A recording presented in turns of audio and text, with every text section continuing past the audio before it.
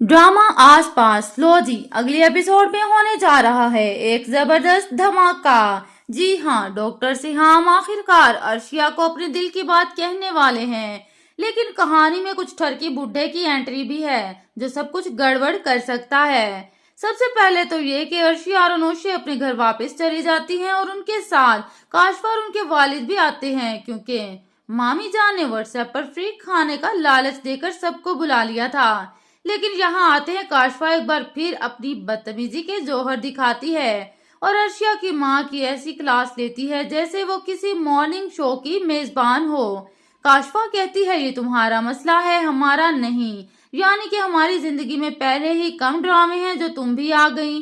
अब वो साफ भाई भी फरमाते हैं कि कोई छोटा मोटा रेंट पर घर लो, यानी जाओ बीबी कहीं और जाकर टेंशन फैलाओ। और यूं तमाम जिम्मेदारी अर्शिया के नाजुक कंधों पर आ गिरती है। अर्शिया बेचारी पहले तो परेशान होती है, फिर सोचती है कि दुनिया में एक ही बंदा है जिसके पास जाकर मैं सुकून पा सकती हूँ, और वो है डॉक्टर सिहाम। अब आते हैं कहानी के सबसे जबरदस्त और दिल पिघलाने वाले सीन पर।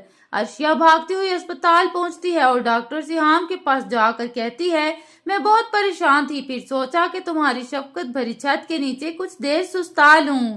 अब यहाँ डॉक्टर साहब भी मौके से फायदा उठाते हैं और कहते हैं, कुछ देर के लिए क्यों, यूं तो पूरी जिंदगी मेरे साय में गुजार दो। और जनाब बस फिर क्या था, हाथ पकड़ने की बारी आती है। एक फिल्मी तर्ज का स्लो मोशन सीन होता है, बैकग्राउंड में कोई सस्ते बजट का रोमांवी गाना भी बजने लगता है।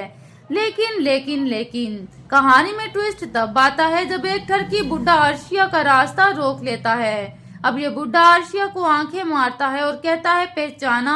अर्शिया कहती है, माफ करना अंकल, मैं आंखों से पहचानने की आदी नहीं।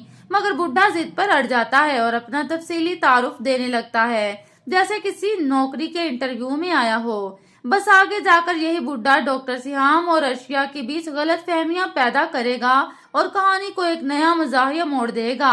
अब देखना यह है कि डॉक्टर सिहाम और अर्शिया की रोमानवी कहानी आगे बढ़ती है, ये ठरकी बुड्ढा सबका कबाड़ा कर देता है। जानिए अगले एपिसोड में। तब तक ड्रामा देखो, चाय पियो और रिव्यू का इंतजार करो।